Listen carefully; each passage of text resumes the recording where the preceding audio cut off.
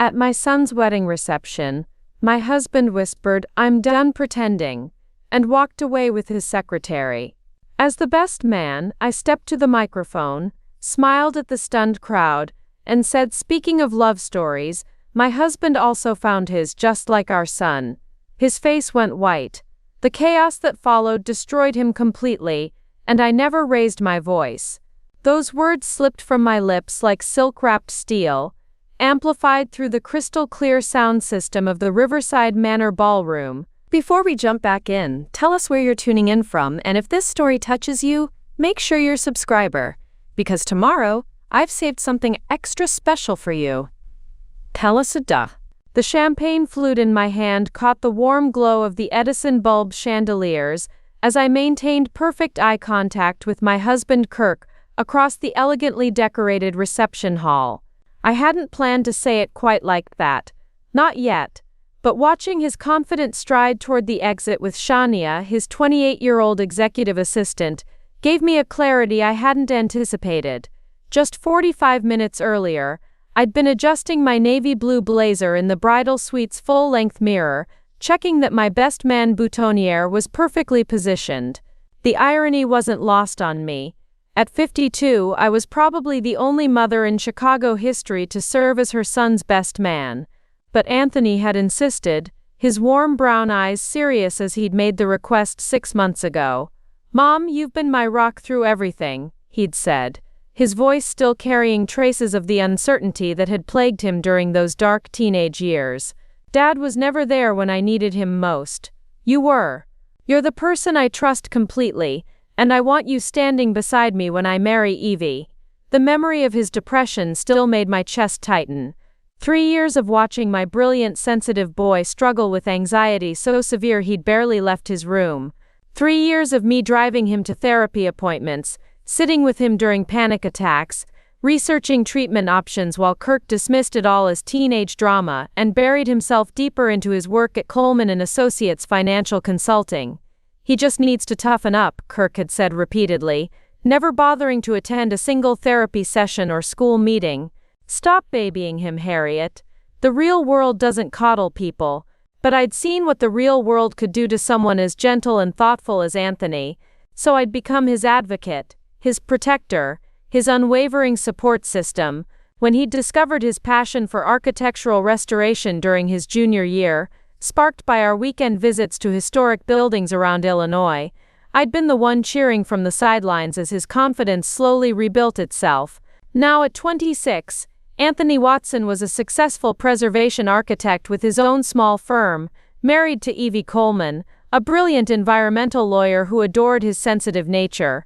The wedding ceremony at St. Patrick's Cathedral had been perfect, intimate, meaningful, filled with the kind of love that made even cynical guests tear up. Kirk had walked Anthony down the aisle with me, playing the proud father role flawlessly. He'd smiled for photos, shaken hands with Evie's family, and delivered a perfectly adequate father-of-the-groom toast during cocktail hour. To any observer, we looked like the picture of a successful, long-married couple celebrating our son's happiness. But I'd noticed the subtle signs throughout the day, the way Kirk's eyes kept drifting to Shania, who'd somehow secured an invitation as his +1 for business networking, the way he'd positioned himself near her during group photos, his hand lingering a moment too long on her lower back. The secretive smile they'd shared when they thought no one was watching. 23 years of marriage had taught me to read Kirk's tells, the slight adjustment of his tie when he was nervous, the way he checked his phone obsessively when he was planning something, the particular cologne he wore only when he was trying to impress someone new, the same scent that had been clinging to his shirts for the past 8 months. During the cocktail hour, while I'd been making small talk with Evie's grandmother and ensuring Anthony's college friends felt included, I'd watched my husband's performance with growing detachment. He was already mentally checked out, going through the motions until he could make his escape. The moment came during the traditional best man speech segment of the reception. I'd been planning to deliver the heartfelt remarks I'd been crafting for weeks, stories about Anthony's resilience, his artistic vision, his capacity for love. Instead, I found myself holding the microphone as Kirk appeared beside me, his expression tense but determined. "I need to leave," he'd whispered, not even bothering to lower his voice enough to avoid the nearby tables. "There's an emergency at the office.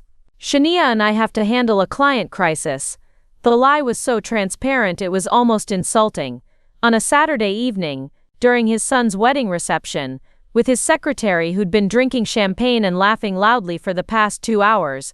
"An emergency," I'd repeated flatly, watching Shania hover near the exit in her inappropriately tight red dress, car keys already in her manicured hand. "Yes, I'm sorry about the timing, but business comes first. You understand." Kirk's tone carried that patronizing edge he'd perfected over the years, the one that suggested I was being unreasonable for expecting basic consideration. That's when Anthony appeared at my shoulder, having noticed the tension from across the room. My son, perceptive as always, took one look at his father's barely concealed impatience and Shania's obvious positioning by the door. "Really, Dad?" Anthony's voice was quiet but carried clearly in the momentary lull between songs. On my wedding day, Kirk's jaw tightened. "Sometimes adult responsibilities take precedence over parties, son. Maybe when you're older you'll understand how the real world works." The casual dismissal, the condescending tone, the complete disregard for this momentous day in Anthony's life, it crystallized everything wrong with our marriage in a single moment. But it was Anthony's response that gave me permission to stop protecting Kirk's reputation. My son looked at me with those same warm brown eyes that had trusted me through his darkest periods, and I saw not the vulnerable teenager who'd needed my protection, but a strong, confident man who'd grown tired of watching his father hurt the people he loved. "Mom," Anthony said softly, his hand finding mine on the microphone, "tell them the truth, all of it. He doesn't deserve your protection anymore." The wedding guests had begun to notice the tension, conversations quieting as heads turned toward our little drama unfolding near the head table. Evie stood frozen by the cake table, her new husband's pain reflected in her concerned expression. Kirk shifted uncomfortably, finally sensing that his usual script wasn't playing out as expected. "Harriet, don't make this more complicated than it needs to be. I'll be back later to help clean up." That's when I stepped fully to the microphone, my voice carrying clearly through the sound system as I looked directly at my husband's increasingly pale face. "You forgot one thing," I said, my tone conversational, but somehow final. Kirk's confident stride toward the exit faltered. For the first time all evening, he looked uncertain. He had no idea what was coming next. The uncertainty in Kirk's eyes lasted only a moment before his practiced composure reasserted itself. He forced that familiar condescending smile, the one he used during difficult client meetings when he needed to project control he didn't actually possess. "Harriet, we can discuss whatever's bothering you later," he said, his voice carrying just enough volume for the nearby tables to hear. "This isn't the time or place for one of your episodes." Episodes. The word hung in the air like a slap. 23 years of marriage, and he still dismissed my legitimate concerns as emotional instability. The same tactic he'd used when I'd questioned his late nights, his weekend business trips, his sudden need for a younger, more attractive assistant, despite having a perfectly competent office manager for 15 years. I felt Anthony's hand tighten supportively on my shoulder, and something shifted inside me, a door closing on decades of making excuses for Kirk's behavior, of protecting his reputation at the expense of my own dignity. "You're absolutely right," I said, into the microphone, my voice steady and warm. "This isn't the time for episodes, it's time for truth." The reception hall had grown noticeably quieter, guests sensing drama but not yet understanding its scope. Evie moved closer to Anthony, her lawyer instincts clearly picking up on the tension. Near the exit, Shania fidgeted with her clutch purse, her confident demeanor beginning to crack as she realized their smooth escape was being delayed. I turned slightly to address the room, my training from years of PTA presentations and church committee meetings serving me well. Project confidence, make eye contact, speak clearly, skills I'd developed while Kirk was absent from every school function and community event that had shaped our son's childhood. For those who don't know me well, I continued, noting how Kirk's face was beginning to flush red around his collar. I'm Harriet Watson, mother of the groom, and tonight's best man. Preparing and narrating this story took us a lot of time, so if you are enjoying it, subscribe to our channel. It means a lot to us. Now back to the story. It's an unconventional choice, I know, but Anthony and I have always had an unconventional relationship. A few warm chuckles rippled through the crowd. Anthony's college friends smiled knowingly. They'd heard stories about the mother who'd attended every architecture competition, every therapy session, every late-night crisis that had shaped their friend into the remarkable man he'd become. When Anthony was 16, I said, my voice growing stronger, he went through a very difficult period.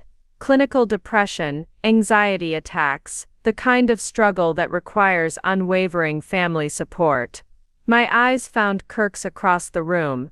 I spent 3 years learning everything I could about mental health, driving to appointments, sitting in waiting rooms, advocating for treatments that would help my son heal. The room had gone completely silent now, even the catering staff pausing their cleanup to listen. I could see understanding beginning to dawn on some faces. Anthony's depression wasn't a secret among his close friends, but many of Kirk's business associates had never heard the full story.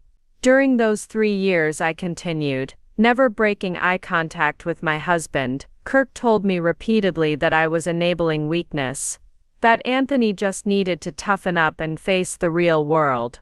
He never attended a single therapy session, never read a single article I shared about adolescent mental health, never offered anything more constructive than criticism.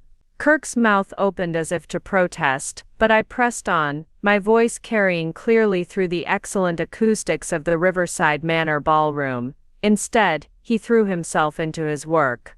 Longer hours, more business trips, new projects that required his constant attention. For years I told myself he was working hard to provide for our family, to give Anthony opportunities. I paused, letting the weight of those words settle. I was wrong. Near the exit, Shania had gone very still, her earlier impatience replaced by something approaching panic. She was smart enough to recognize that her comfortable position as Kirk's secret was about to be dramatically exposed. The truth is, I said, my voice growing warmer as I looked at Anthony and Evie, during the years when our son needed his father most, Kirk was building a different kind of relationship. Not with clients, not with business opportunities, but with someone who made him feel young and important and free from the messy realities of family responsibility. A collective intake of breath swept through the room. Kirk had gone completely pale now, his confident posture crumbling as he realized the scope of what was happening. This wasn't a private marital disagreement that could be smoothed over later, this was a public reckoning.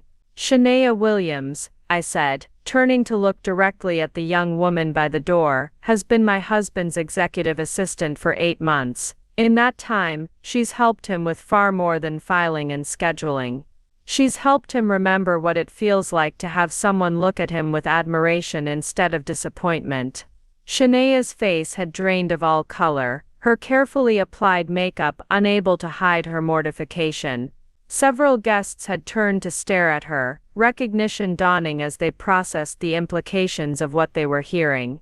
I don't blame her entirely, I continued, my tone remaining remarkably even. She's young, ambitious, and Kirk can be very charming when he wants something. She probably believes he's going to leave me for her, start fresh with someone who appreciates his success without knowing the cost of achieving it. Kirk finally found his voice, stepping forward with his hands raised in a gesture that might have been placating or defensive. Harriet, stop this right now, you're embarrassing yourself and ruining Anthony's wedding. No, Anthony said clearly, his voice carrying without amplification, she's telling the truth at my wedding. There's a difference. The support in my son's voice gave me the strength to continue, to push past the familiar patterns of backing down when Kirk's authority was challenged. The thing about truth, I said, into the microphone, is that it has a way of revealing itself eventually. Tonight seemed like the perfect time. Kirk's confident facade was completely gone now, replaced by something approaching desperation, as he realized his carefully constructed double life was collapsing in the most public way possible. He had no idea how much more I knew. The desperation in Kirk's eyes was almost satisfying, but I wasn't finished. 23 years of marriage had taught me that my husband's greatest weakness was his need to control narratives, to spin situations in his favor. He was already calculating, I could see it, how to minimize the damage, how to paint me as an unstable wife having a breakdown at her son's wedding. "I know what you're thinking," I said into the microphone, my voice carrying the gentle confidence I'd learned from years of diffusing Anthony's panic attacks. This poor woman, finally snapping under the pressure of her husband's success, having an emotional breakdown at the worst possible moment.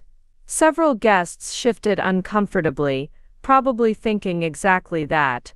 Kirk's business partners from Coleman and Associates were whispering among themselves, their wives shooting sympathetic glances in my direction that made it clear they'd seen this script before, the overlooked spouse finally losing composure in public.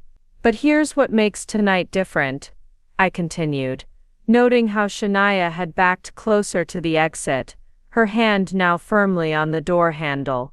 "I'm not having a breakdown. I'm having a breakthrough."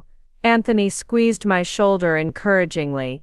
My son understood better than anyone how carefully I'd learned to navigate Kirk's manipulations, how strategic my responses had become over the years of protecting both Anthony's emotional well-being and our family's public image. "You see, for the past 8 months, while Kirk has been discovering his new lease on life with Shania, I've been having my own journey of discovery." I turned slightly to address the room more fully, my 20 years of volunteer work having taught me how to hold an audience's attention. "Did you know that in Illinois, financial infidelity is considered grounds for divorce, not just the emotional betrayal, but the actual monetary deception that often accompanies affairs?" Kirk's face went from pale to gray. Near the gift table, I noticed his business partner Charles Lester suddenly paying very close attention, his expression shifting from social discomfort to professional concern. "I learned so many fascinating things during my research," I said conversationally. "For instance, when someone starts redirecting marital assets to fund a relationship outside the marriage, expensive dinners, weekend trips, jewelry purchases, those expenditures become very relevant in divorce proceedings." The room had gone completely silent, except for the soft jazz music still playing from the sound system. Even the catering staff had stopped moving, trays frozen in their hands as they absorbed the implications of what they were hearing. "Kirk, remember that weekend business conference in Milwaukee back in February?" I asked, my tone bright and interested. "The one where you and Shania had to work so closely on the Henderson account presentation." My husband's mouth opened, but no sound came out. Behind him, I could see Shania's eyes darting between Kirk and the exit, clearly calculating whether she could slip out unnoticed. "I found the hotel receipts," I continued pleasantly. The wine service charge for the suite was particularly interesting, along with the charges for couples spa treatments. Very thorough research for a business presentation. Charles Lester's wife put her hand over her mouth, her eyes wide with shock. Around the room, conversations had completely ceased as guests processed the detailed nature of my revelations. This wasn't vague accusation, this was documented evidence being presented with courtroom precision. "Mom," Anthony said quietly, his voice barely audible but somehow carrying in the silence, "tell them about the account." Kirk's head snapped toward our son, confusion and growing panic replacing his earlier confidence. "What account?" I smiled at Anthony, remembering the conversation we'd had 3 weeks ago when he'd accidentally discovered what I'd been planning. My perceptive son had noticed the changes in my behavior, the subtle confidence, the secret meetings with my attorney, The way I'd stopped trying to manage Kirk's moods and appearances. The interesting thing about financial infidelity, I said into the microphone, is that it works both ways. While Kirk was redirecting our joint assets to fund his relationship with Shania, I was making my own financial discoveries. I could see several of Kirk's colleagues exchanging glances, the business implications beginning to dawn on them. Charles Lester looked particularly concerned, probably remembering the various joint accounts and shared investments that connected their firm's operations. For 23 years, I handled all our household finances while Kirk focused on his career. I explained to the increasingly attentive audience. I balanced checkbooks, managed investments, filed taxes, tracked expenses. Kirk trusted me completely with our financial life, because he was too busy with more important things. Near the exit, Shania had gone completely still, her earlier confidence replaced by something approaching terror as she began to understand that her comfortable position was built on shifting sand. What I discovered during my research was fascinating, I continued, my voice growing stronger with each revelation. Did you know that the Watson Family Trust, the one Kirk's grandfather established in 1952, lists me as the primary beneficiary after Kirk? Not joint beneficiary, primary. Kirk's face had gone from gray to green. That's not you can't. I can. I said simply. I already have.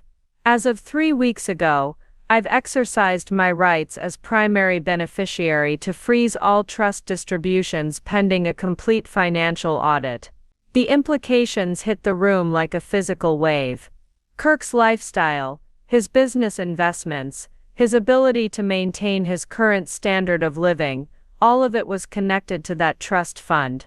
Several guests who knew him well began to look at him with new understanding, perhaps finally grasping how a mid-level financial consultant could afford such an expensive lifestyle. But that's not even the best part, I said, glancing at Anthony, who nodded encouragingly. The truly interesting discovery was learning about the Coleman & Associates operating agreement, the one that requires all partners to maintain certain ethical standards and financial transparency. Charles Lester had gone very pale. As managing partner, he would understand immediately what I was implying, that Kirk's undisclosed financial irregularities could jeopardize the entire firm's licensing and reputation. Kirk finally found his voice, stepping forward with his hands outstretched in a gesture of desperate appeal. Harriet, please. We can work this out privately. Don't destroy everything we've built. We didn't build anything, I replied calmly. I built a foundation while you built an illusion. The truth was finally out, and Kirk was beginning to realize just how completely his world was about to collapse. The silence in the ballroom was deafening. Even the soft jazz had stopped, the musicians apparently as captivated by the unfolding drama as everyone else. Kirk stood frozen near the head table, his face cycling through emotions I'd rarely seen from him, genuine fear being the most prominent. 23 years, I said, my voice carrying easily through the acoustically perfect room. That's how long I've been the invisible partner in our marriage. The one who managed every detail of our domestic life while Kirk built his professional reputation. The one who sacrificed career opportunities so he could travel freely for business. The one who raised our son essentially alone, while being told I was just a housewife. I could see nods of recognition from several of the women in the audience, particularly the wives of Kirk's business associates. They understood the familiar dynamic, the high-achieving husband, and the supportive wife whose contributions were systematically minimized and forgotten. But being invisible has its advantages, I continued, noting how Shania had begun edging closer to the exit again, clearly hoping to escape before the situation deteriorated further. When people don't really see you, they tend to underestimate what you're capable of understanding. what you're capable of discovering. Kirk's mouth opened and closed like a fish out of water. Behind him, I could see Charles Lester having an urgent whispered conversation with his wife, both of them shooting increasingly alarmed glances in our direction. The business implications of what I was revealing were becoming clearer by the moment. For instance, I said pleasantly, Kirk probably thinks I have no idea how business partnerships work, that I wouldn't understand the complexities of firm management or client relationships. After all, I'm just the wife who makes sure his shirts are pressed and his social calendar is managed. A few uncomfortable chuckles rippled through the crowd, but they died quickly as the tension in the room continued to build. Anthony moved closer to my side, his presence both supportive and protective. My son had inherited my ability to read situations, and he could sense that we were approaching the crescendo of revelations. What Kirk doesn't know, I continued, my voice growing stronger, is that for the past 6 months, I've been having weekly coffee meetings with Margaret Lester. Charles Lester's face went completely white. His wife Margaret, a sharp-eyed woman in her 60s, had been Charles's unofficial business advisor for over 30 years, the kind of partner who understood every aspect of the firm's operations despite never holding an official title. Margaret has been very educational, I said, smiling in Margaret's direction where she sat at table 4, her expression carefully neutral. She's taught me so much about partnership agreements, fiduciary responsibilities, and the kinds of financial irregularities that can trigger ethics investigations. Kirk spun around to stare at Charles, panic and betrayal warring across his features. Charles, you have to understand, whatever she's told you, I told her the truth. Margaret Lester said clearly, her voice carrying across the silent room without amplification. About the Henderson account discrepancies. About the unauthorized expense reports. About the client entertainment charges that couldn't be verified. The bombshell landed with devastating precision. Several guests gasped audibly, and I could see Kirk's remaining allies beginning to distance themselves physically, chairs scooting back from tables as if proximity might make them complicit. Margaret has been documenting irregularities in Kirk's expense reports for months, I explained to the captivated audience. The kinds of discrepancies that would be concerning in any business, but are particularly problematic for a financial consulting firm that manages client trust accounts. Kirk's knees actually buckled slightly. He grabbed the back of a chair for support, his confident businessman persona completely shattered. Near the exit, Shania had gone completely still, probably realized her romantic adventure was about to become a professional nightmare. The lavish dinners, the weekend trips, the expensive gifts, all of it charged to company accounts as client development expenses. I continued, except the clients in question never received any services. They were phantom accounts, created to justify spending company money on personal relationships.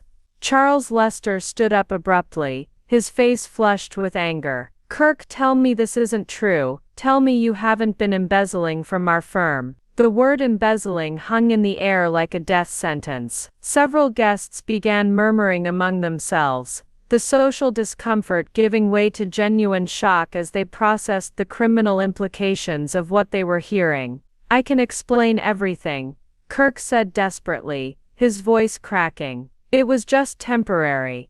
I was going to pay it all back before anyone noticed. Before anyone noticed. I repeated, incredulous. Kirk, you've been stealing from your business partners for 8 months to fund your affair. That's not a temporary mistake. That's systematic fraud. Anthony stepped closer to the microphone, his voice calm but carrying clearly. Dad, did you really think no one would figure it out? Did you think Mom was too stupid to understand business, too trusting to investigate when things didn't add up? The pain in my son's voice was evident, and I could see it affecting several guests who knew Anthony well. This wasn't just about a marriage falling apart, This was about a father's betrayal of his family's trust and respect. Your mother has been building a case against you for months, Anthony continued, his words measured and deliberate. Financial records, documentation, witness statements. She's been 3 steps ahead of you the entire time. Kirk's face crumpled as the full scope of his situation became clear. His marriage was over, his business partnership was destroyed, his reputation was in ruins, and his son, the one person whose respect might have sustained him, was looking at him with undisguised contempt. The really tragic part, I said softly into the microphone, is that if you had just asked for a divorce honestly, I might have been willing to work out something reasonable. But you chose deception, theft and betrayal instead. Kirk looked around the room desperately, seeking some ally or escape route, but finding only shocked faces and disappointed stares. He was completely trapped, and everyone in the room knew it. The desperation in Kirk's eyes shifted to something uglier, cornered animal rage mixed with wounded pride. I'd seen this look before, usually when Anthony had challenged one of his decisions during those difficult teenage years. It was the expression of a man who had never learned to accept responsibility for his failures. "You vindictive bitch," he snarled, abandoning any pretense of public decorum. "You've been planning this for months, haven't you? Sitting in our home, smiling at me, pretending everything was fine while you plotted to destroy my life." A collective gasp swept through the room.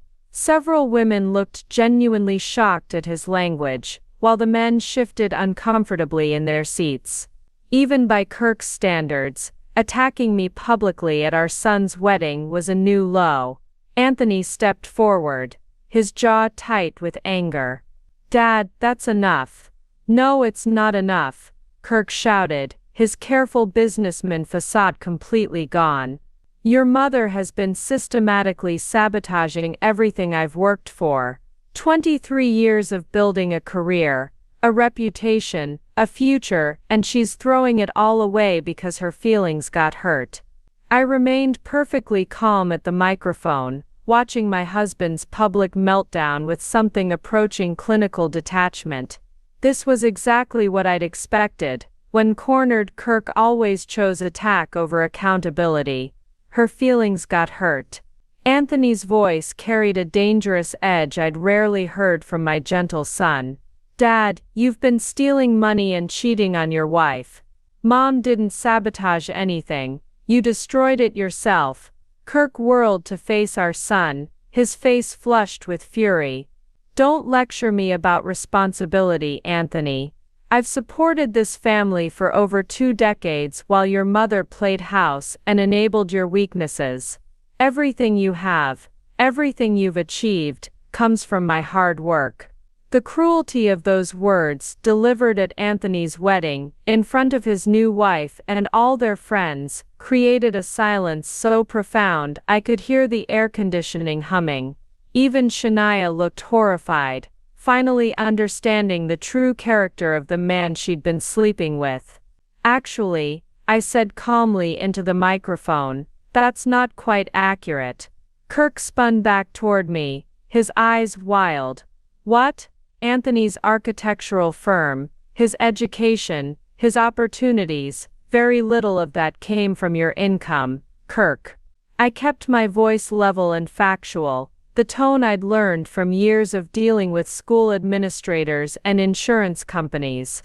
"It came from the Watson family trust, the same trust that's now frozen pending investigation."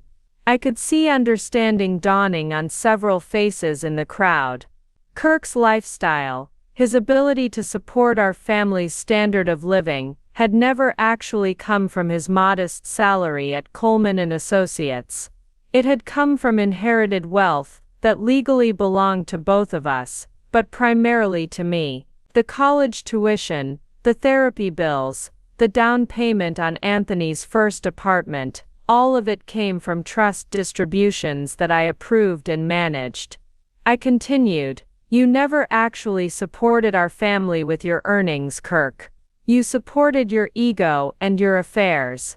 Kirk's face went from red to purple. That money is mine, my grandfather's trust. Names me as primary beneficiary, I finished. Your grandfather was very specific about that after your father's gambling problems in the 1970s. He wanted to ensure the family assets were protected by someone with better judgment. The historical context landed like another bombshell. Several older guests nodded knowingly. They remembered the Watson family scandals from decades past, the patterns of financial irresponsibility that had apparently skipped a generation before resurfacing in Kirk. Charles Lester cleared his throat loudly. Kirk, I think you need to come with me. We need to discuss this privately. There's nothing to discuss, Kirk shouted, his voice echoing off the ballroom's high ceilings. This is a setup. A conspiracy between vindictive women who can't stand to see a man succeed. The misogyny in his outburst was breathtaking. I could see several men in the audience looking genuinely disgusted, while their wives exchanged knowing glances. This was Kirk without his masks, the entitled bitter man I'd been living with for years. Evie, who had been standing quietly beside Anthony throughout the confrontation, finally spoke up. Her voice was calm, but carried the authority of someone accustomed to courtroom proceedings. Mr. Watson, she said formally, you're digging yourself into a very deep legal hole right now.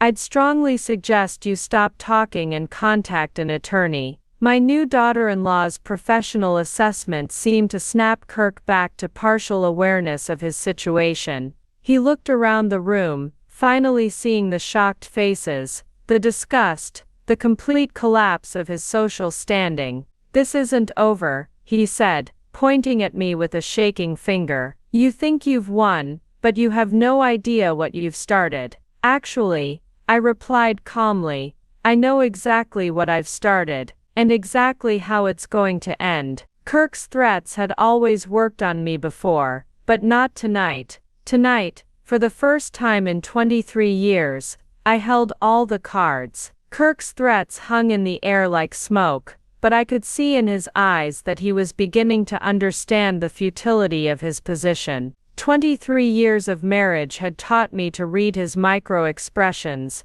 and right now I saw something I'd never witnessed before. The dawning realization that he had no leverage left. You want to know what I've started? I asked, my voice carrying clearly through the ballroom's perfect acoustics. Let me paint you a picture of your immediate future. I turned slightly to address the room more fully, noting how guests were leaning forward in their seats. What had begun as a family drama was transforming into something more compelling, a masterclass in consequences delivered with surgical precision. Tomorrow morning, Charles will arrive at Coleman & Associates to find a formal audit notice from the Illinois Department of Financial and Professional Regulation, I said conversationally. They'll be very interested in reviewing the Henderson account discrepancies that Margaret documented so thoroughly. Charles Lester's face had gone ashen. As managing partner, he understood that a state investigation could destroy their firm's reputation and business licenses. His eyes darted between Kirk and his wife Margaret, clearly calculating the damage control that would be required. By Tuesday, Kirk's access to all Watson family trust accounts will be formally revoked, I continued, enjoying the way my husband's confident posture crumbled with each revelation. The freeze I initiated 3 weeks ago will become permanent, pending the outcome of divorce proceedings. Kirk opened his mouth to protest, but I pressed on, 23 years of suppressed anger giving my words devastating clarity. Wednesday brings the really interesting development, I said, my tone brightening as if discussing weekend plans. That's when the Internal Revenue Service receives copies of all those fraudulent expense reports. Amazing how quickly tax evasion investigations move when the documentation is comprehensive. Several guests exchanged alarmed glances. The mention of federal tax crimes elevated this beyond simple marital discord into the realm of serious legal jeopardy. Kirk's face had gone completely gray, his earlier bravado replaced by something approaching shock. "But my personal favorite," I said, allowing myself a genuine smile, "is Thursday's surprise. That's when Shania's husband receives copies of all the hotel receipts, restaurant charges, and jewelry purchases Kirk made on company accounts." The collective gasp from the audience was audible. Near the exit, Shania Williams went completely rigid, her face draining of all color as the implications hit her. She was married, a detail Kirk had apparently failed to mention to most people, including several guests who were now staring at her with undisguised shock. "Marcus Williams is a very successful patent attorney," I explained pleasantly. "He's also apparently unaware that his wife has been conducting an affair funded by embezzled money. I imagine their upcoming divorce proceedings will be quite educational for everyone involved." Shania made a strangled sound and bolted for the exit, her high heels clicking frantically against the marble floor as she fled the ballroom. The door slammed behind her with a finality that seemed to echo through the stunned silence. Kirk stared after his mistress, the reality of his complete isolation finally sinking in. His business partnership was destroyed, his marriage was over, his financial assets were frozen, and even his affair had collapsed under the weight of exposure. "How?" he whispered, his voice barely audible. "How did you find out about Marcus?" "Private investigators are remarkably thorough when you give them enough time and motivation," I replied. "Amazing what you can discover when you're not distracted by emotional manipulation and gaslighting." Anthony moved closer to my side, his presence both protective and supportive. "Mom hired the best investigative team in Chicago 6 months ago," he said quietly. "She's been documenting everything while you thought she was just the obedient housewife." The pride in my son's voice was unmistakable, and I felt a warmth that had nothing to do with vindication. Anthony understood what this moment represented, not just the end of a toxic marriage, but the emergence of a woman who had finally stopped accepting unacceptable treatment. "The really sad part," I said, into the microphone, my voice softening slightly, "is that this all could have been avoided. If you had simply asked for a divorce honestly, if you had treated me with basic respect during the process, we might have found a way to separate without destroying everything." Kirk looked around the room desperately, seeking some escape from the consequences closing in around him. But there was nowhere to run, no one left to charm or manipulate. His carefully constructed world of privilege and deception had collapsed completely. "But you chose betrayal over honesty," I continued. "Theft over integrity, cruelty over compassion. So now you get to experience what consequences actually look like." The ballroom remained silent, except for the soft sound of Kirk's labored breathing as he processed the full scope of his situation. He was utterly completely defeated, and everyone in the room knew it. The defeated look in Kirk's eyes gradually transformed into something more familiar, the cold calculation he used when closing difficult business deals. Even cornered and exposed, he was still looking for an angle, some way to minimize the damage or shift blame away from himself. "You think you're so clever," he said, his voice dropping to that dangerous quiet tone I remembered from our worst arguments. "But you've forgotten something important, Harriet. Mutual assured destruction works both ways." A chill ran through the room as guests sensed the shift in his demeanor. Even Anthony tensed beside me, recognizing the pattern from years of watching his father's manipulative tactics during family conflicts. "What are you talking about?"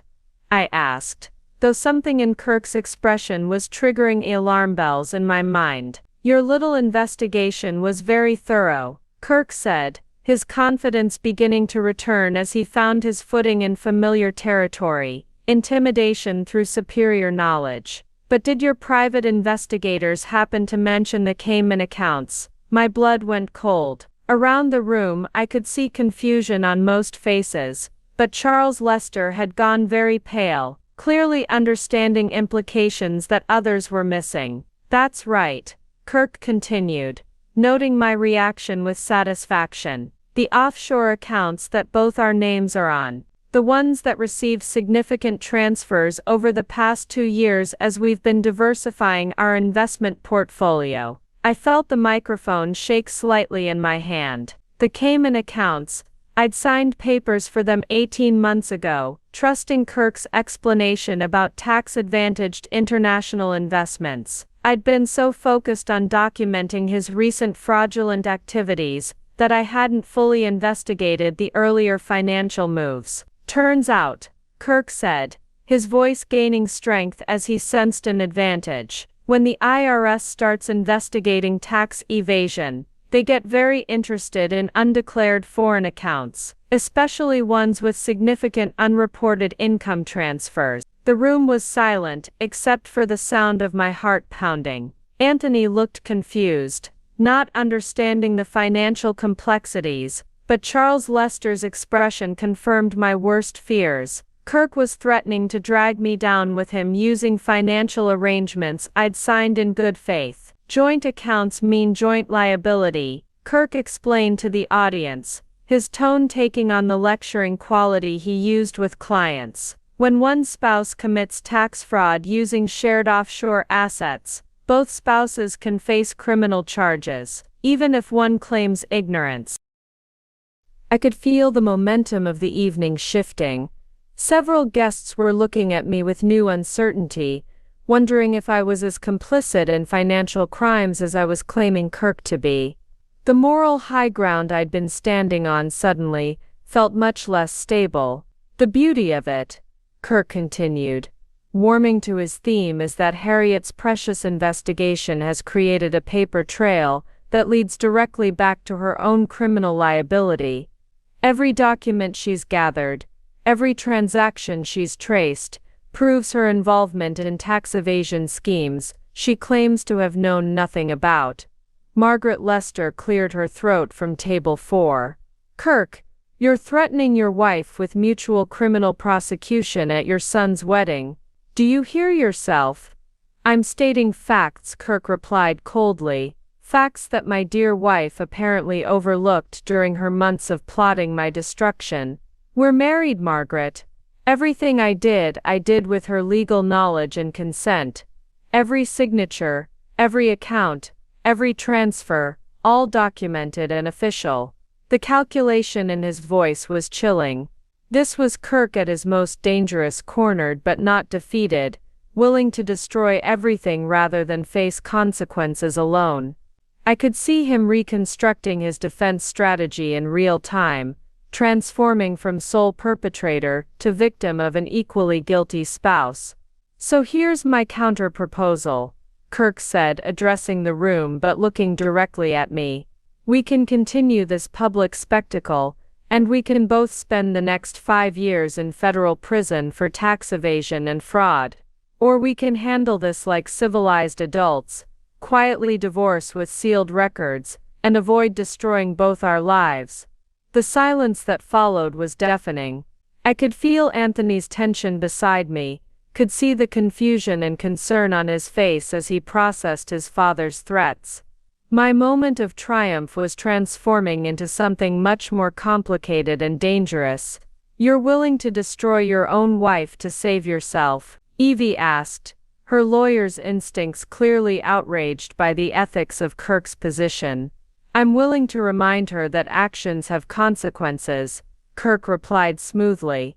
"Even well-intentioned actions taken by people who thought they were smarter than everyone else." The threat hung in the air like poison gas.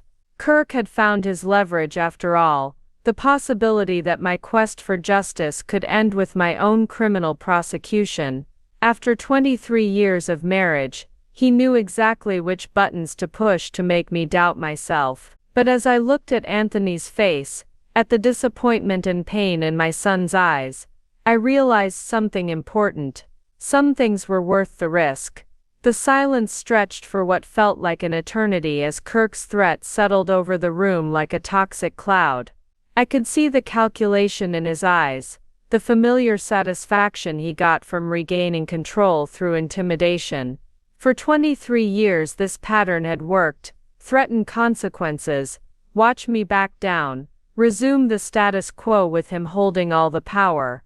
But something had fundamentally changed during those months of investigation and preparation. I wasn't the same woman who had signed those Cayman account papers in blind trust. I wasn't the same person who had spent decades managing Kirk's image while sacrificing my own dignity. "You're absolutely right," I said calmly into the microphone, watching surprise flicker across Kirk's features. "Actions do have consequences. And some consequences are worth accepting." Anthony moved closer to my side, his presence both supportive and questioning. I could see the worry in his eyes, the fear that his mother might be about to sacrifice herself in a way that would destroy our family more completely than Kirk's betrayals ever could. "The Cayman accounts," I continued, my voice steady and clear, "were opened 18 months ago with my signature on documents I trusted Kirk to explain honestly. I signed them believing we were making legitimate international investments to secure our retirement." I turned to address Charles Lester directly. "Charles, you were present at the meeting where Kirk first mentioned those accounts. Do you remember what he told us about their purpose?" Charles shifted uncomfortably, clearly not wanting to be drawn deeper into the confrontation, but his professional integrity won out over personal discomfort. He said they were tax-compliant diversification strategies recommended by his offshore banking contacts. "Tax-compliant," I repeated,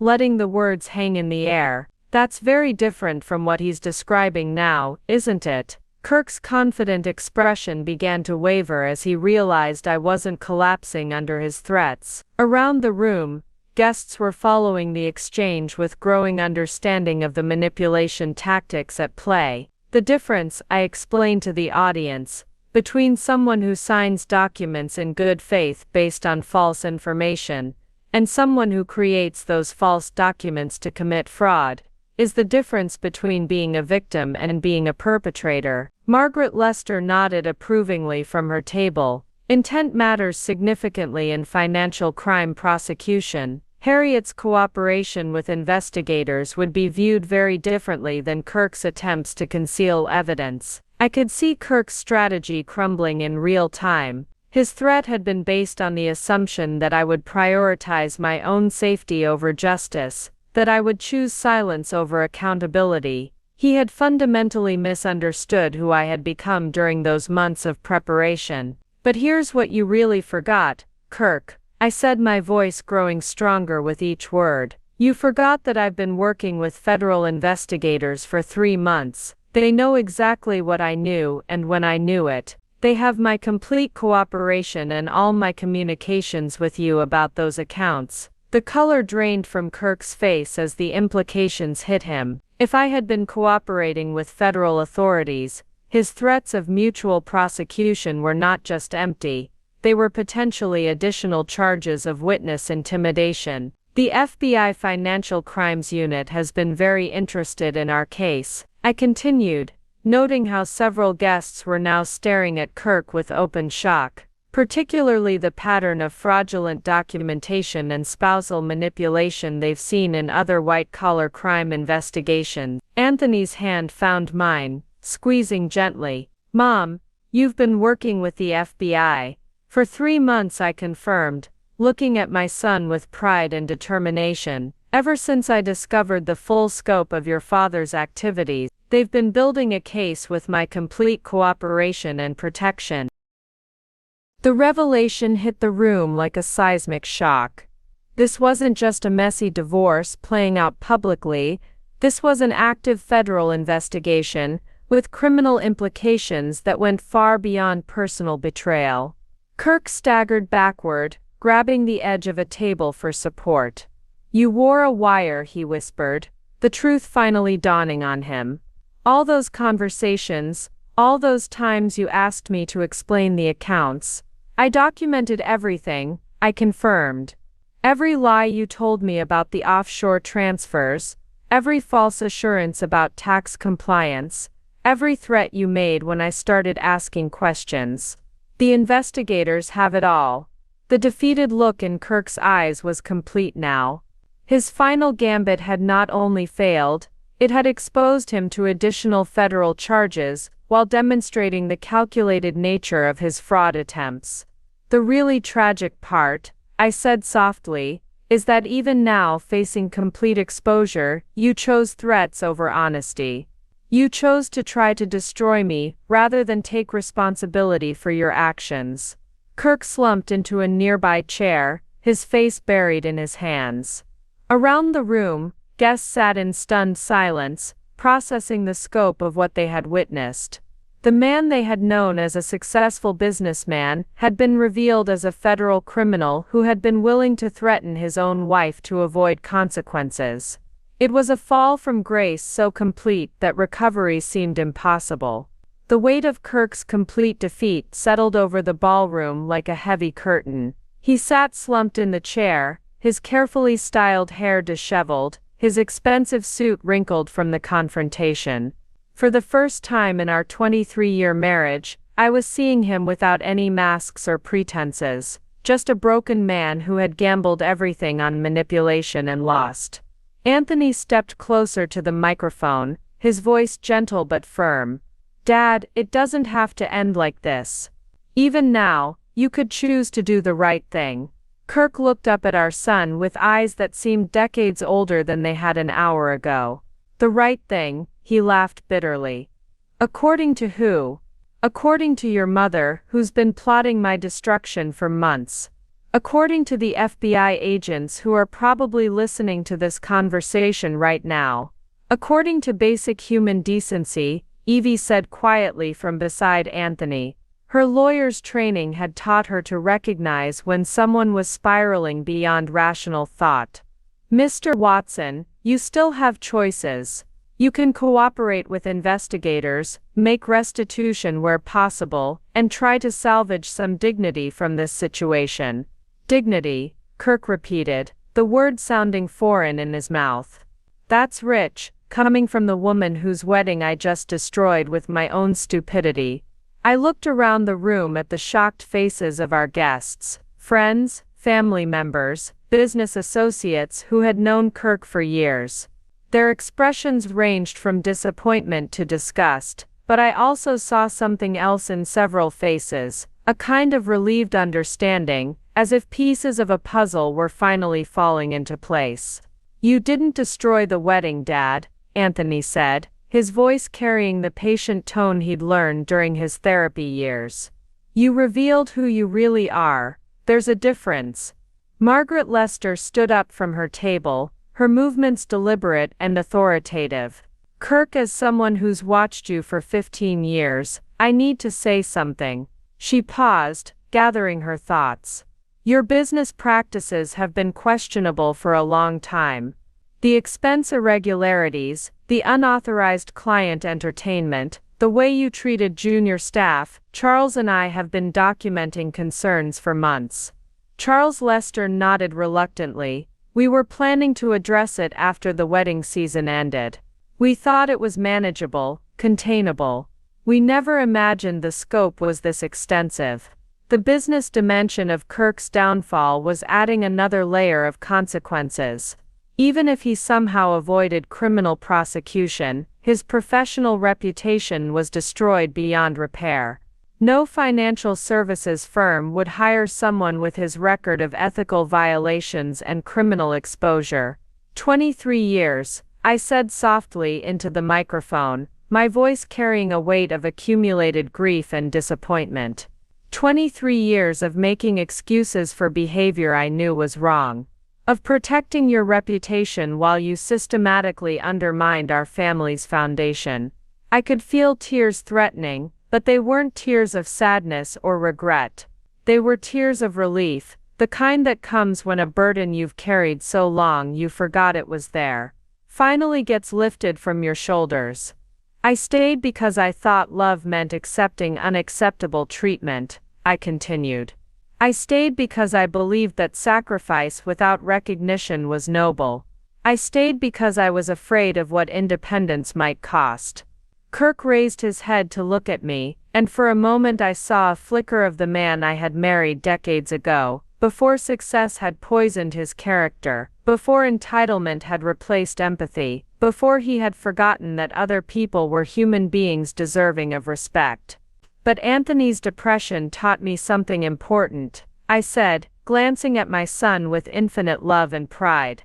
Sometimes the kindest thing you can do for someone is refuse to enable their destructive behavior. Sometimes love means setting boundaries that force people to face consequences. Anthony's eyes filled with understanding. He remembered those difficult years when I had refused to let him retreat completely from the world, when I had insisted on therapy even when he resisted, when I had maintained hope for his recovery even when he had given up on himself. "You enabled this," Kirk said suddenly, his voice sharp with renewed anger. "You signed the papers, you never questioned the lifestyle, you enjoyed the benefits of everything I built. You're just as guilty as I am."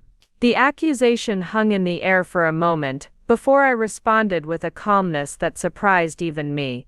"You're right about one thing," I said. "I am guilty of trusting someone who systematically betrayed that trust. Guilty of prioritizing peace over truth. Guilty of teaching my son that love means accepting abuse." I looked directly at Kirk, seeing him clearly for perhaps the first time in decades. "But that guilt ends tonight. Along with everything else that's been broken beyond repair." The finality in my voice seemed to echo through the silent ballroom, marking the end of not just a marriage, but an entire era of accepting the unacceptable. The finality of my words seemed to drain the last remnants of fight from Kirk. He sat in that chair like a deflated balloon, staring at his hands as if they belonged to someone else.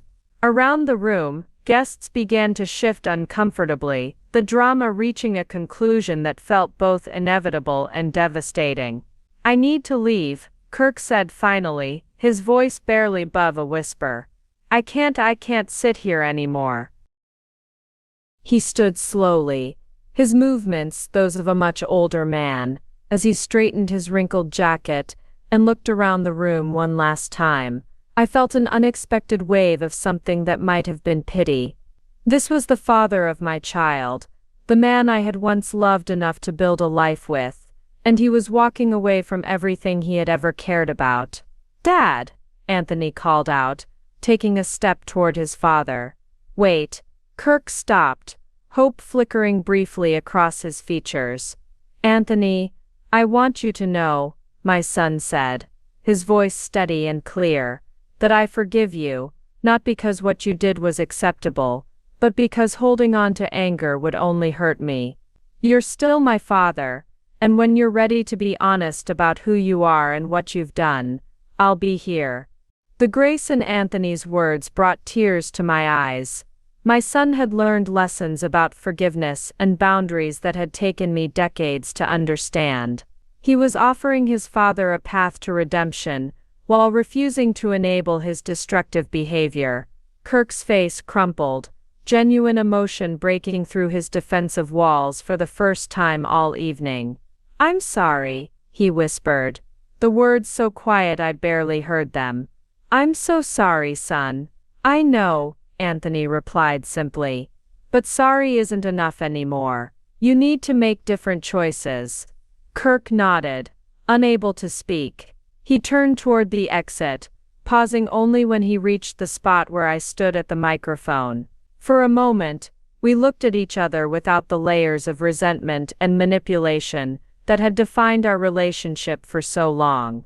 "Harriet," he said quietly, "I know this doesn't change anything, but I want you to know, the man you married 23 years ago really did love you.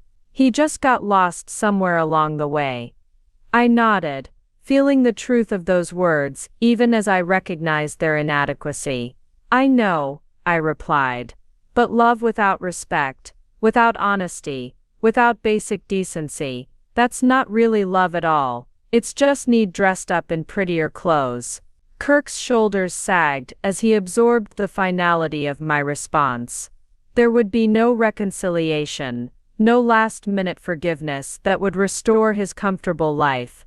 The consequences of his choices had finally caught up with him. "Goodbye, Kirk," I said softly, and he walked out of the ballroom, out of our lives, and into an uncertain future that he had created entirely through his own actions. The silence that followed his exit was profound but not uncomfortable. It was the silence of a storm finally passing, of tension finally releasing, of truth finally being acknowledged by everyone in the room. I looked around at our guests, at Charles and Margaret Lester, who would need to rebuild their firm's reputation, at Anthony's college friends, who had witnessed a masterclass in standing up for yourself, at the various family members and acquaintances who had seen what happens when someone finally stops accepting unacceptable treatment. "Well," I said, into the microphone, allowing a small smile to cross my face, "that wasn't exactly the best man speech I had planned." A few nervous chuckles rippled through the crowd, the tension beginning to break as people processed what they had witnessed. Anthony moved to my side, wrapping his arm around my shoulders in a gesture of support and solidarity. "Actually, Mom," he said, loud enough for everyone to hear, "I think it was exactly the speech this moment needed. Sometimes the truth is more important than tradition." Evie joined us, her face glowing with admiration and respect. "Mrs. Watson, Harriet, that was one of the most courageous things I've ever witnessed. Thank you for showing us what real strength looks like." Margaret Lester stood and began to applaud, slowly and deliberately. One by one, other guests joined her until the entire room was filled with the sound of appreciation for a woman who had finally chosen herself over the comfort of others. As the applause continued, I felt something I hadn't experienced in years: genuine pride in my own actions, satisfaction with choices I had made for my own well-being, rather than everyone else's comfort. For the first time in decades, I was free to be exactly who I was without apology or explanation. The wedding reception could continue now, but it would be different from what anyone had planned. It would be a celebration not just of Anthony and Evie's love, but of the truth that sometimes the most loving thing you can do is refuse to participate in someone else's self-destruction. The future stretched ahead, uncertain but no longer constrained by the weight of someone else's lies.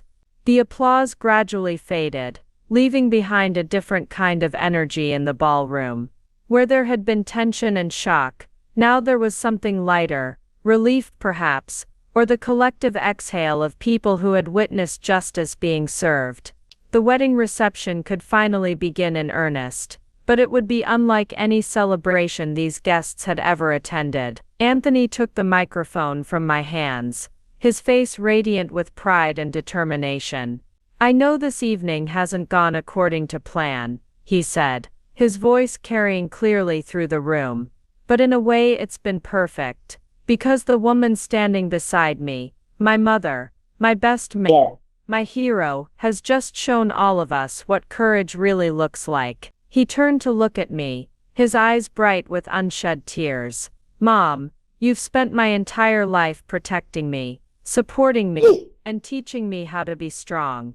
Tonight, you protected yourself, and in doing so, you've given me the greatest wedding gift I could ever receive: the knowledge that my mother will never again accept being treated as less than she deserves."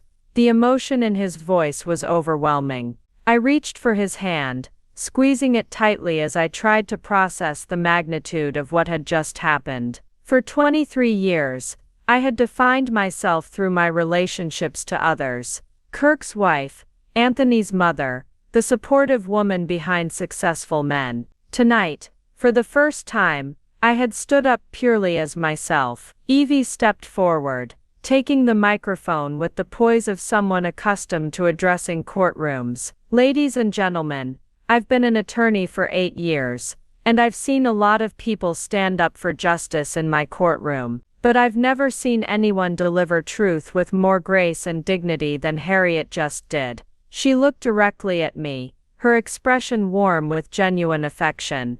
When Anthony told me he wanted his mother as his best mate, I thought it was sweet but unconventional. Now I understand it was prophetic. You really are the best man any of us know. Laughter rippled through the crowd, genuine warm laughter that felt like sunshine after a thunderstorm. The guests were beginning to relax, to process what they had witnessed, and to recognize that they had been present for something extraordinary. I think, Evie continued, that we should proceed with this reception exactly as Anthony and I planned it, as a celebration of love, truth, and the courage to build something beautiful, even when the foundation has been shaken. Margaret Lester stood up from her table, raising her champagne glass. To Harriet Watson, she called out, her voice carrying the authority of her 70 years. For showing us that it's never too late to choose yourself. To Harriet, the room echoed, glasses rising throughout the ballroom.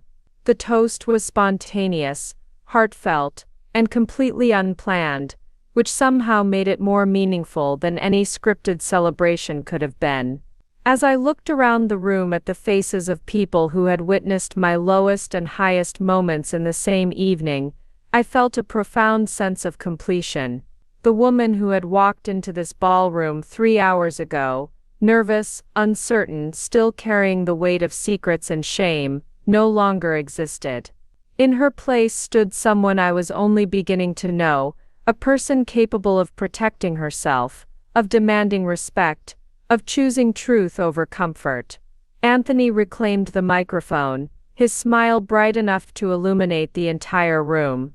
Since my mother has already given the most memorable speech in wedding history, I think we can skip the traditional best man remarks and move straight to the dancing.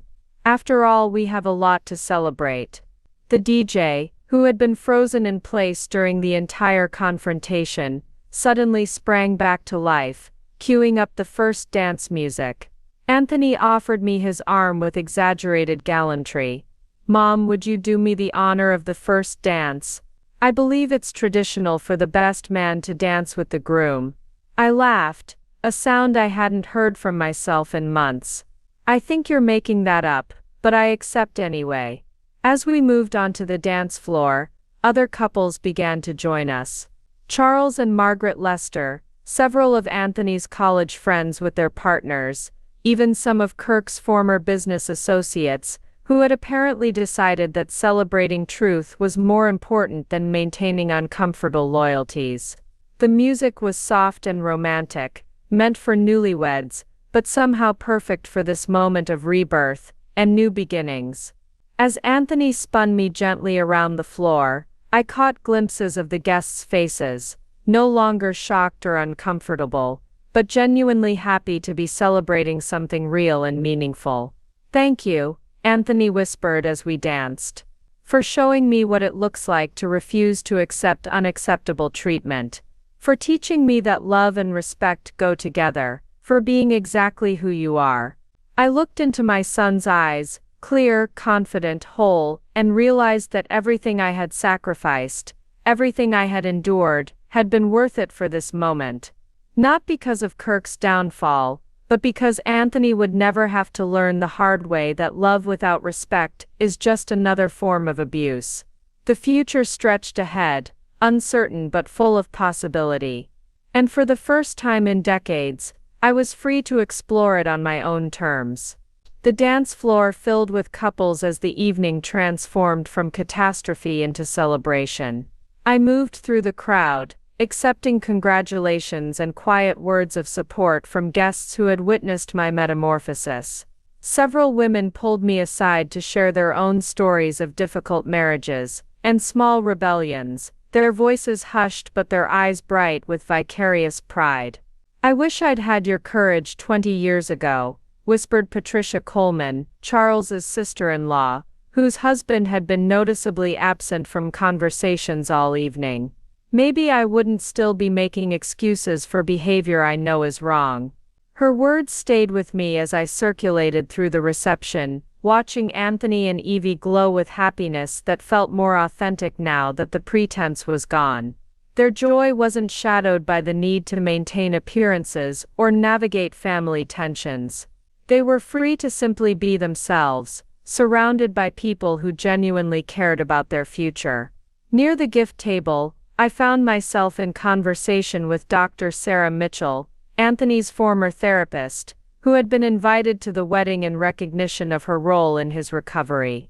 She had watched the entire confrontation with professional interest, her trained eye observing dynamics that others might have missed. "Harriet," she said quietly, "what you did tonight required incredible emotional strength. The ability to remain calm while standing up for yourself, to speak truth without cruelty, that's not easy even under the best circumstances." "I had good teachers," I replied, glancing toward Anthony, who was laughing with his college friends near the bar.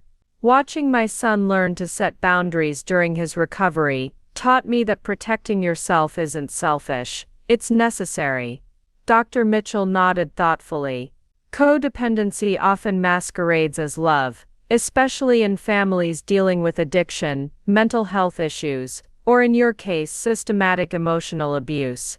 Breaking those patterns takes tremendous insight and courage." Her clinical validation meant more to me than I expected. For years I had questioned my own perceptions, wondered if I was being too sensitive or demanding too much. Tonight had proven that my instincts had been correct all along, that Kirk's treatment of our family had been unacceptable, and that my tolerance of it had been enabling rather than loving. As the evening progressed, I noticed several interesting developments around the room. Charles Lester was having intense whispered conversations with other business associates, clearly beginning the damage control process that would be necessary to salvage Coleman and Associates' reputation. Margaret sat beside him, occasionally offering input with the authority of someone who understood both the legal and social implications of the scandal. At another table, some of Kirk's former golf buddies were conspicuously absent from conversations, their wives shooting meaningful glances in my direction. The social circles that had once revolved around Kirk's apparent success were already reorganizing themselves around the new reality of his disgrace. Most remarkably, Anthony's friends had seamlessly absorbed the evening's drama without letting it diminish their celebration of his marriage. They surrounded him and Evie with protective affection, creating a bubble of normalcy that allowed the couple to focus on their joy, rather than the chaos that had preceded it. "Mrs. Watson," a young woman approached me hesitantly, Jessica, one of Evie's law school classmates. "I hope this isn't inappropriate, but I wanted to thank you for what you did tonight." She glanced around nervously before continuing. "My father has been financially and emotionally abusive to my mother for 15 years. She's always said she stays for the children, but we've been adults for years now. Watching you stand up for yourself, maybe it will give her permission to do the same." The conversation was interrupted by the sound of the microphone crackling to life. Anthony stood at the front of the room, his arm around Evie's waist, both of them radiant with happiness. "Everyone, can I have your attention for just a moment?" he called out, waiting for the conversations to quiet. "Evie and I want to thank you all for being here tonight, for celebrating with us, and for witnessing something truly extraordinary." He looked directly at me, his expression serious but warm. "This evening didn't go according to plan, but it went exactly as it needed to. We got to see what real love looks like, not the kind that demands sacrifice without recognition, but the kind that insists on truth, respect, and dignity." Evie took the microphone, her lawyer's training evident in her poise. "In my profession, I see the aftermath of relationships built on deception and control.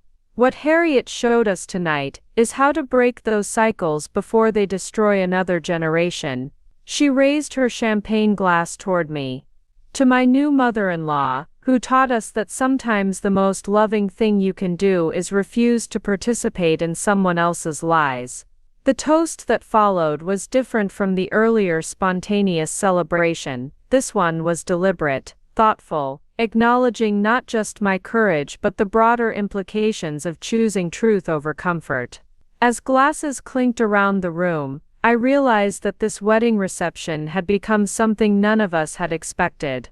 A celebration of liberation, a testament to the power of finally saying enough, and a promise that the next generation would build relationships on firmer foundations. The evening that had begun with betrayal was ending with hope. As the evening wound toward its natural conclusion, guests began the familiar ritual of collecting coats and purses, exchanging final embraces, and offering heartfelt congratulations to the newlyweds. But this wasn't the typical post-wedding departure where people made polite promises to stay in touch. Tonight felt different, charged with the energy of shared witnessing, of being present for something that would be remembered and retold for years to come. Anthony and Evie stood near the exit, thanking guests with the gracious exhaustion of a couple who had experienced more emotional intensity in one evening than most people encounter in months.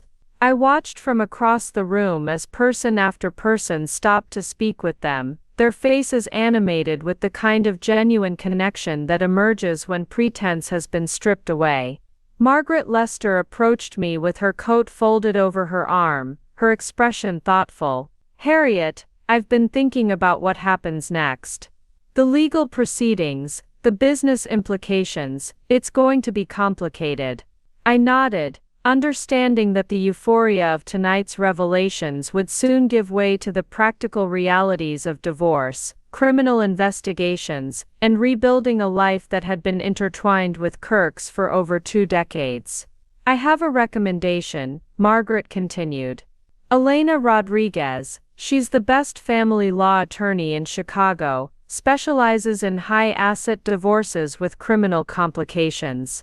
More importantly, she understands the emotional dynamics of cases like yours." She pressed a business card into my hand. "Tell her I sent you. She'll make sure Kirk's legal team doesn't try to intimidate you into a settlement that doesn't reflect what you've endured." The practical support was unexpected and deeply appreciated.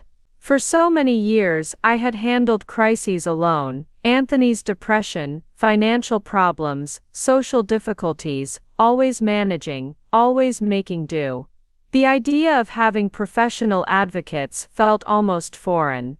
Charles Lester joined us, his face showing the strain of the evening's revelations. "Harriet, I owe you an apology. Margaret and I suspected something was wrong with Kirk's activities, but we should have acted sooner. We let our business relationship cloud our judgment about his character." His honesty was refreshing after years of Kirk's defensive deflections. "Charles, you're not responsible for your partner's choices. None of us saw the full scope of what he was hiding." "Still," he replied, "Coleman and Associates will be conducting a complete forensic audit of all accounts and transactions. Whatever we discover, we'll make sure it's shared with investigators and that any stolen funds are returned where possible." The conversation was interrupted by Dr. Sarah Mitchell, who had been waiting nearby. "Harriet, I wanted to offer some resources before I leave. The transition you're facing, from a long-term marriage with these dynamics to complete independence, can be more challenging than people expect." She handed me a small card with several phone numbers.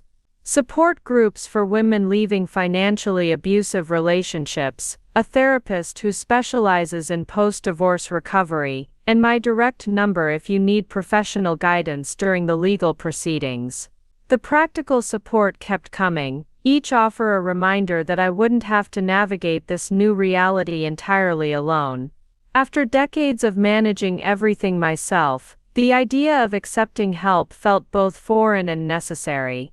Anthony approached our small group, his tie loosened and his face showing the happy exhaustion of a groom at the end of his wedding day. "Mom, can we talk for a minute?"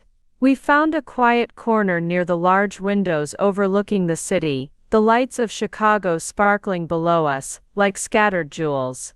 Anthony took my hands in his expression serious but peaceful. "I need you to know," he said quietly, "that what you did tonight wasn't just about standing up to Dad. It was about showing me what kind of marriage I never want to have, what kind of father I never want to be." His words carried the weight of generational change, of cycles being consciously broken rather than unconsciously repeated. Evie and I talked about it during the last dance.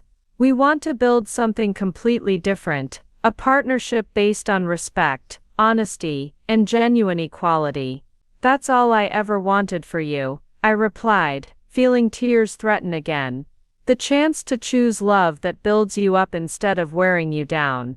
"I know," he said, squeezing my hands gently, "and now you have that chance too. For the first time in decades, you get to discover who you are when you're not managing someone else's chaos or protecting someone else's reputation." The truth of his observation was both exhilarating and terrifying. At 52, I was about to embark on a journey of self-discovery that most people begin in their 20s. The woman who had defined herself through service to others would need to learn who she was when she was simply herself. "Are you scared?" Anthony asked, reading my expression with the intuition that had always connected us. "Terrified," I admitted, "but also excited. For the first time in my adult life, I get to make choices based on what I want, rather than what everyone else needs." Anthony smiled, the same warm expression that had sustained me through his darkest years. "Mom, you're going to be amazing. And whatever you choose, wherever you go, you'll always have Evie and me in your corner." As we rejoined the final guests, saying their goodbyes, I felt the weight of possibility settling around me like a comfortable cloak. The future was unwritten, uncertain, and entirely mine to create. The last guests departed near midnight, leaving Anthony, Evie and me alone, in the grand ballroom with the catering staff, efficiently dismantling the remnants of what had become the most memorable wedding reception in Chicago social history. Crystal glasses clinked softly as they were packed away, and the elaborate floral arrangements were being carefully wrapped for the newlyweds to take home. We sat together at the head table, our formal shoes kicked off under tablecloths, sharing a quiet moment that felt both exhausted and exhilarated. The adrenaline of the evening's confrontations was finally wearing off, leaving behind a profound sense of completion mixed with uncertainty about what came next. "I can't believe it's over," Evie said softly, her wedding dress spread around her like a cloud of silk and lace. "Not the wedding, that was perfect, but the whole situation with your father, the years of tension, the walking on eggshells, it actually feels over." Anthony nodded, loosening his bow tie completely. "I keep expecting Dad to call, or show up, or find some way to make this about him. It's going to take time to believe that he's really gone from our lives." The absence of Kirk's presence was palpable, not just his physical departure, but the psychological space that had been occupied by his demands, his moods, his need to be the center of attention. For the first time in years, we were having a family conversation without calculating how our words might be twisted or used against us later. "What happens now?" I asked, the question hanging in the air like incense. "I mean practically, legally, emotionally." Evie's lawyer instincts kicked in, her voice taking on the organized tone she used for complex cases. "First, you'll need to secure your own legal representation, someone completely separate from Kirk's interests. The criminal investigation will proceed independently, but the divorce proceedings need to protect your assets and establish clear boundaries." She paused, considering the implications. "Given the federal investigation and the evidence you've already provided, Kirk will likely be advised to avoid any contact with you except through attorneys. That should give you space to process everything without additional manipulation or pressure. The idea of silence from Kirk, no phone calls demanding explanations, no surprise visits to work things out, No carefully crafted emails designed to make me doubt my own perceptions. Felt like the promise of peace after decades of low-level warfare. Anthony reached across the table to squeeze my hand. "Mom, I want you to know that you have options. Real options. The guest house behind our new place is completely private. If you need somewhere to stay while you figure things out, or if you want to travel, or move somewhere completely different, we'll support whatever you choose." The generosity of his offer touched me deeply, but I realized I didn't want to jump from dependence on Kirk to dependence on my son, no matter how loving his intentions. The work of discovering who I was as an independent person needed to happen on my own terms. "Thank you, sweetheart, but I think I need to figure out what independence actually looks like," I said. "I've been someone's wife, someone's mother, someone's employee for so long that I'm not sure I remember how to be just myself." A comfortable silence settled over us, as we processed the magnitude of the changes ahead. The ballroom around us was nearly empty now, the elaborate wedding decorations reduced to neat stacks of supplies and folded linens. It felt symbolic, the formal structures being dismantled to reveal the fundamental relationships underneath. "There's something I want to tell you both," I said, feeling the weight of a decision that had been forming throughout the evening. "I'm going to use some of the settlement money to go back to school." Anthony's eyes widened with surprise and delight. "Mom, that's incredible. What do you want to study?" "Psychology," I replied, the word feeling both foreign and familiar on my tongue. "Specifically, I want to work with women and families dealing with emotional abuse and financial manipulation." Tonight showed me how much knowledge I've gained about these dynamics, and I want to use it to help other people recognize and escape similar situations. Evie clasped her hands together, her face lighting up with professional excitement. "Harriet, that's brilliant. Your lived experience combined with formal training, you could make such a difference for people who are where you were 5 years ago." The vision was taking shape in my mind: graduate school, internships, eventually a practice focused on helping people navigate the complex intersection of emotional abuse and financial entanglement. It would be challenging, starting a new career at 52, but for the first time in decades, I was choosing something based purely on my own interests and values. "It won't be easy," I acknowledged, "but nothing worthwhile ever is." Anthony stood up and moved around the table to embrace me, his hug carrying all the pride and support I could have hoped for. "Mom, you're going to change people's lives, including your own." As we finally gathered our belongings and prepared to leave the ballroom, I took one last look around the space where my old life had ended,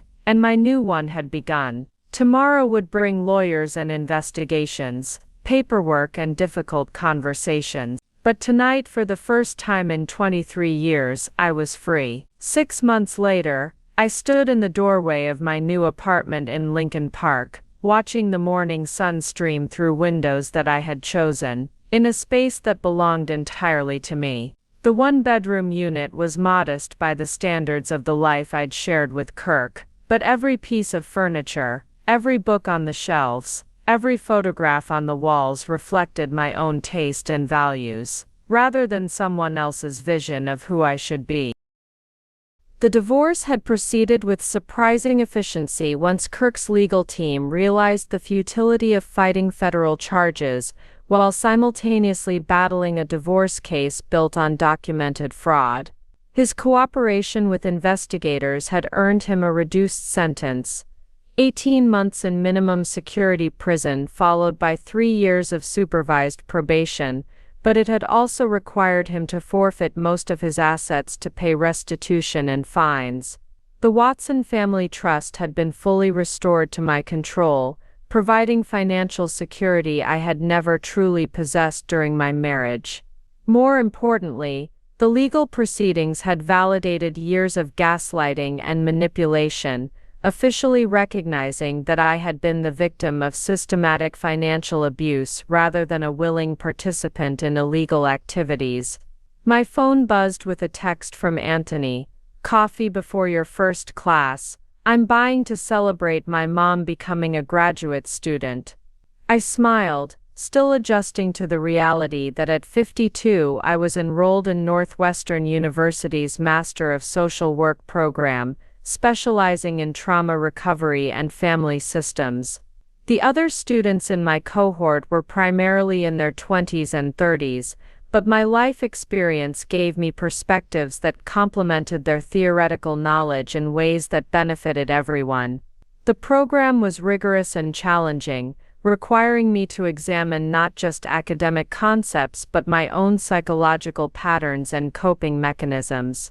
In therapy supervision sessions, I was learning to distinguish between healthy caretaking and codependent enabling, between genuine love and trauma bonding, between supporting someone's growth and managing their emotions for them.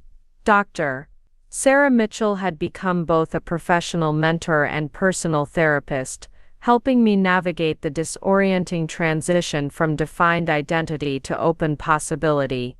Recovery from long-term emotional abuse, she had explained during one of our sessions, isn't just about leaving the abusive situation. It's about reclaiming the parts of yourself that were suppressed or abandoned in service of someone else's dysfunction. That process of reclamation was ongoing and sometimes painful. Simple decisions: what to eat for dinner, how to spend a Saturday afternoon, whether to accept a social invitation, required conscious thought after decades of automatically deferring to Kirk's preferences and schedules. But each choice was also an act of self-discovery, a small declaration of independence that gradually built confidence in my own judgment and desires. The doorbell rang, interrupting my morning reflection. Through the peephole, I saw Margaret Lester holding a coffee tray and what appeared to be legal documents. "Margaret, what brings you by so early?" I asked, letting her into my sunny living room. "Good news," she said, settling into the armchair I'd splurged on from a local furniture maker. "Charles wanted me to deliver this personally." She handed me an envelope bearing the Coleman and Associates letterhead. Inside was a check for $47,000, the final restitution payment from the firm's insurance settlement covering Kirk's embezzled expenses. "This closes out the last of the financial irregularities," Margaret explained. "Charles also wanted me to tell you that the firm's reputation has actually recovered stronger than before. Clients respect the way you and he handled the situation, prioritizing integrity over convenience." The money was significant, but the validation mattered more. For months I had wondered whether my public confrontation had been unnecessarily dramatic, whether I could have handled the situation more privately. Margaret's words confirmed that truth-telling, even when uncomfortable, ultimately served everyone's best interests. "There's something else," Margaret continued, her expression shifting to something more personal. "I've been talking with several other women in our social circle, wives of successful men who've been dealing with similar issues. Financial control, emotional manipulation, the gradual erosion of their independent identity." She leaned forward, her voice carrying the urgency of someone who had witnessed transformation and wanted to share it. "They're asking if you'd be willing to speak with them. Not as a therapist, you're not qualified yet, but as someone who found a way out, someone who proved that it's never too late to choose yourself." The request both honored and challenged me. 6 months ago, I would have deflected such a responsibility, insisting that I wasn't qualified to help anyone else when my own life was in chaos. But my social work training was teaching me that healing often happens in community, that sharing our stories can be both personally therapeutic and socially transformative. "I'd be honored," I replied, "but I think we should include professional support. Maybe Dr. Mitchell could help us structure something useful, rather than just cathartic." Margaret smiled with genuine warmth. "I was hoping you'd say that. Charles and I have been discussing funding a support group for women dealing with financial abuse. Would you consider facilitating it once you complete your degree? The offer represented everything I had hoped education might lead to: meaningful work that merged personal experience with professional expertise, the chance to transform my own pain into a resource for others facing similar challenges. Looking around my small, carefully chosen apartment, I realized I had created something Kirk could never have given me: a life built on my own terms, sustained by my own choices, and dedicated to purposes that reflected my deepest values. The future stretched ahead, no longer constrained by someone else's limitations but expanded by my own possibilities. 2 years later, I stood at the podium in the auditorium of Northwestern University's School of Social Work, looking out at an audience of graduate students, faculty members, and community advocates who had gathered for the annual symposium on domestic violence prevention. My hands were steady as I adjusted the microphone, a far cry from the trembling woman who had once struggled to speak up in her own home. "Good evening," I began, my voice carrying clearly through the packed auditorium. "My name is Dr. Harriet Watson, and I'm here tonight to talk about the intersection of financial abuse and emotional manipulation in intimate relationships, not just as an academic researcher, but as someone who lived that reality for over 2 decades. The audience was attentive, a mix of professionals who worked with abuse survivors and students preparing to enter the field. In the front row, I spotted Anthony and Evie, their faces glowing with pride. Next to them sat Dr. Sarah Mitchell, Margaret Lester, and several women from the support group we had established 18 months earlier. 2 years ago, I delivered a very different kind of speech, I continued, allowing myself a small smile. It was at my son's wedding reception, and it began the most terrifying and liberating period of my life. Tonight, I want to share what I've learned about the journey from victimization to empowerment, from silence to advocacy. I clicked the first slide of my presentation, displaying statistics about financial abuse that would have seemed abstract to me just a few years earlier. Now they represented real faces, real stories of women I had worked with through our support group and my clinical training. Financial abuse affects approximately 99% of domestic violence cases, yet it remains one of the least understood and most underreported forms of intimate partner violence, I explained. It's invisible to outsiders, difficult to prove legally, and creates barriers to leaving that can trap victims for decades. As I moved through the presentation, sharing research findings alongside personal insights, I felt the profound satisfaction that comes from transforming pain into purpose. My master's thesis had examined the long-term psychological effects of financial manipulation on women's self-efficacy and decision-making capabilities. The research had been personally healing while contributing to academic understanding of these complex dynamics. The support group we established here in Chicago has served over 40 women in the past 18 months, I said, clicking to a slide showing anonymized outcome data. What we've learned is that recovery requires not just emotional support, but practical education about financial independence, legal rights, and career development. In the audience, I saw Sandra Rodriguez nod approvingly. She was one of our first group members, a former teacher who had left her financially abusive husband after attending our sessions for 6 months. Now she was completing her own master's degree in counseling, planning to specialize in trauma recovery. But tonight, I want to focus on something even more fundamental than statistics or program outcomes, I said, moving away from the podium to speak more directly to the audience. I want to talk about the moment when you stop asking, "How did this happen to me?" and start asking, "What am I going to do about it?" The auditorium was completely silent, the kind of focused attention that indicated people were connecting personally with the material rather than just processing it intellectually. For 23 years, I defined myself through my relationships to others. I was Kirk's wife, Anthony's mother, the woman who managed everyone else's comfort while abandoning my own needs and desires. I told myself this was love, sacrifice, maturity. What I was actually doing was enabling dysfunction while slowly erasing myself.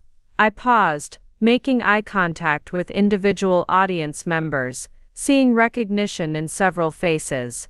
The night I finally spoke my truth publicly, I wasn't just exposing my husband's crimes.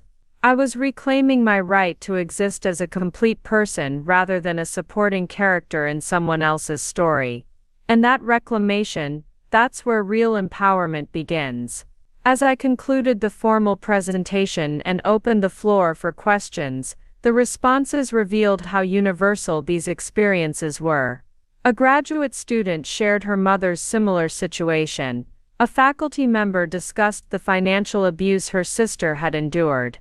A community advocate asked about developing similar programs in rural areas where resources were limited. Each question, each story shared, reinforced my conviction that this work was exactly where I belonged. The woman who had once been afraid to contradict her husband was now leading conversations about social change, policy development, and systemic intervention. After the event, as I packed up my materials and said goodbye to colleagues and friends, Anthony approached with tears in his eyes. "Mom, I am so proud of who you've become," he said, embracing me tightly. "Not just tonight but every day for the past 2 years. You've shown me what it looks like to rebuild your life from the ground up." "I've shown myself," I replied, feeling the truth of those words deeply. And that's been the most important lesson of all. As I drove home through the Chicago streets I had learned to navigate independently, I reflected on the journey that had brought me to this point. The woman who had once measured her worth by her ability to manage other people's emotions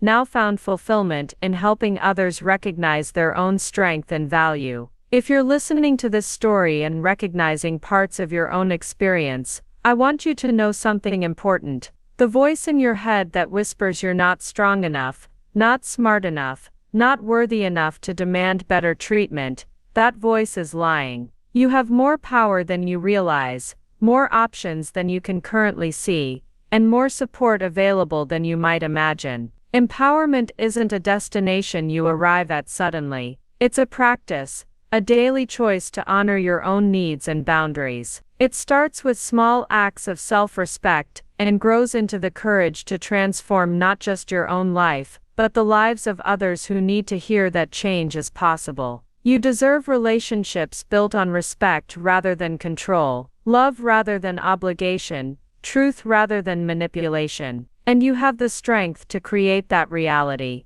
one brave choice at a time. The journey from victimization to empowerment isn't easy, but it's worth every difficult step. Your voice matters, your truth matters, you matter. And it's never too late to choose yourself. Up next, you've got 2 more standout stories right on your screen. If this one hit the mark, you won't want to pass these up. Just click and check them out. And don't forget to subscribe and turn on the notification bell so you don't miss any upload from us.